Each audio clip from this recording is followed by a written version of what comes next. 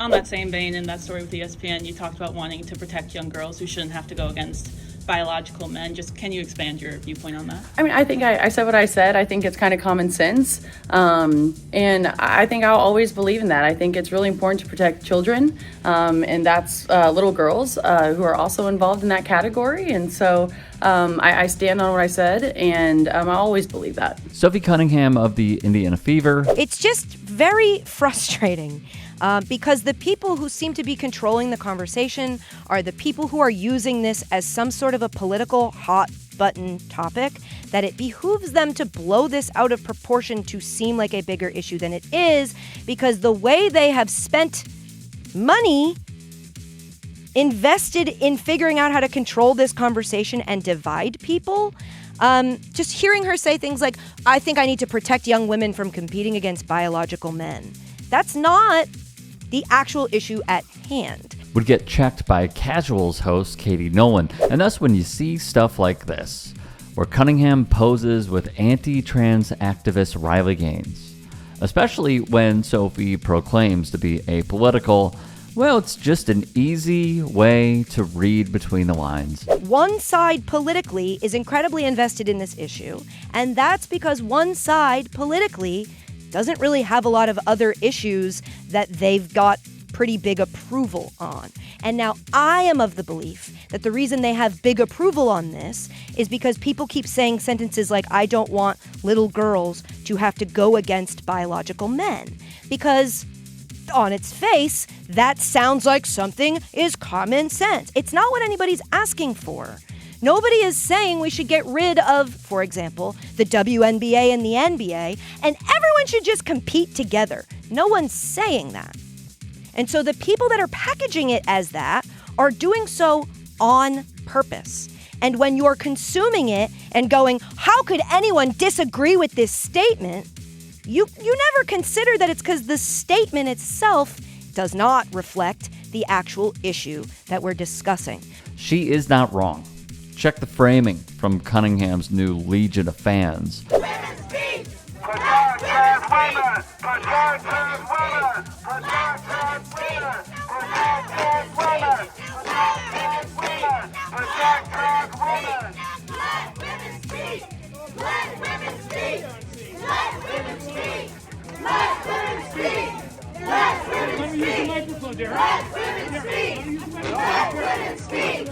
Let women speak! Nobody likes you! Let women speak! Let women speak! This is not about letting women speak, thus showing how the goalposts shift through the discourse. So Sophie Cunningham throwing her hat in the ring of political grift and then turning around and saying, but you'd be surprised about my beliefs. A lot of people like to think I'm right wing, and I'm not. I believe all different things, but this to me just seems like common sense.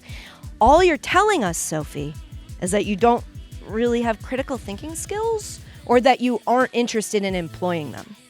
You're taking the message that's being given to you by people that are highly invested in this dividing us, and you're helping them sell it by not questioning it at all, which is extra crazy given the fact you're surrounded by people you could talk to about this issue to better understand it, because the W has a lot of members of the LGBTQ community.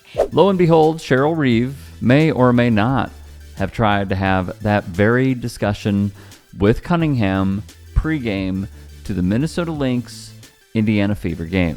Reeve has been outspoken on trans people belonging in society, and in the wake of Cunningham's comments, wore a Trans Kids Belong t-shirt while the game was ongoing, and thus you see being broadcasted by ESPN. It was a clear message. When the meeting, when meeting the media, Reeve stated, I come from a space of inclusion. And the narrative that I think that is problematic is to suggest that, number one, that transgender athletes are the biggest problem in women's sports. And I think this is what's bothersome, is that there's a faction of people in our country that are making this a massive issue. We have some issues. Number one, we need to protect trans kids, every kid. To me, it's a human rights issue.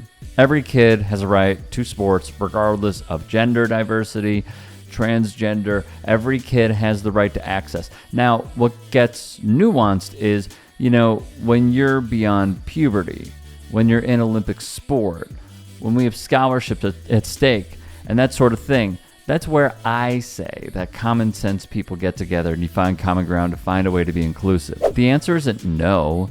It's not the case that we have, quote, biological men and girls locker rooms, the way it's being phrased. The innuendo there that somehow transgender women are predators of some kind in the locker room.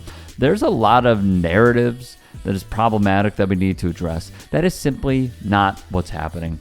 I think take on the issue. There are more and more transgender people in our country as years go by. Longtime sports journalist Howard Bryant would also weigh in on the impact that Sophie Cunningham has made. Cunningham's moment arrives with two fundamental differences. The first is that she does not represent the politics of change, but the politics of reinforcement. Her whiteness sells.